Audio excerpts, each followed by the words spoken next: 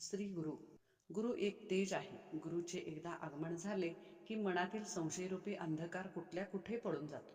गुरु म्हणजे एक असा मृदुंग आहे की ज्याच्या एका झंकाराने अनाहत नाद ऐकू यायला सुरुवात होते. गुरु म्हणजे असे ज्ञान की ज्याची प्राप्ती झाल्यास बरोबर मनातील भयाची सगळी भावना लोप होते. गुरु हे एक अशी दीक्षा आहे की ज्याला गुरु दीक्षा प्राप्त झाली तो हा भवसागर तरुण गेलाच म्हणून समजा. गुरु ही एक अशी नदी आहे जी सतत आपल्या प्राणातून वाहत असते. गुरु म्हणजे असा सतचित्त आनंद आहे जो आम्हाला आमची खरी ओळख करून देतो. गुरु म्हणजे एक बासरी आहे जिच्या नुसत्या मंजूळ आवाजानेच आपले मन आणि शरीर आत्मानंदात मग्न होऊन जाते. गुरु म्हणजे केवळ अमृतच.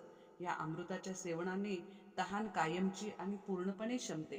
गुरु म्हणजे एक अशी कृपाच असते जी केवळ काही भाग्यवान आणि सत्पात्री शिष्यांनाच प्राप्त होते आणि काहींना अशी कृपा मिळूनही ती मिळालेली त्यांना समजत नाही.